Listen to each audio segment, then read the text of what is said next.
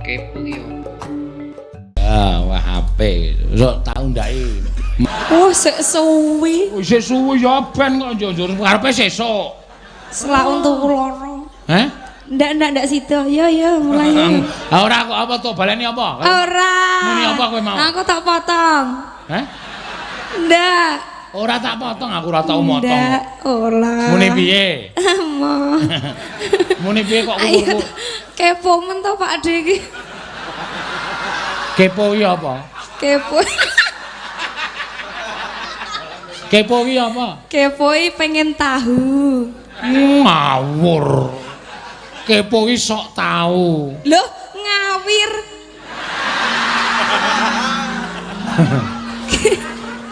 Kepo ki pengen tahu mak kok sok tahu. Ben aku ya melu-melu kok ya. Gabut aku lagi ono. Iya.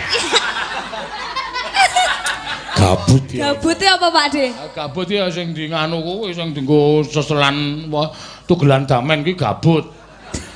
Gabut ki apa? Gabuti gaji buta. Nah, apa? Heeh. Ora wae nek ana wong wedok kae kok gawe status aku gabut ngono kae. Lah kuwi iki.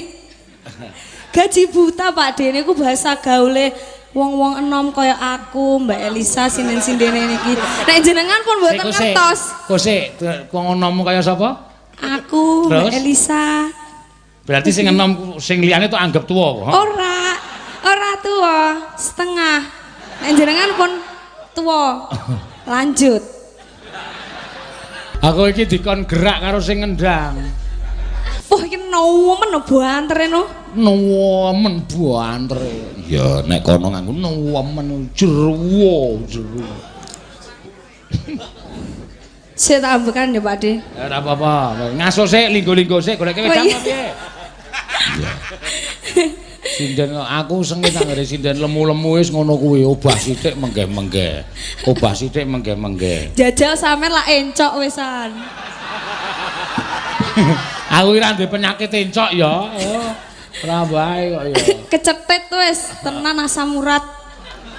Kok dongamu elek kabeh. Ora donga, tapi sampean jajal joget lho Pak De. Among aku dalang kowe penak bayare akeh dhewe kok.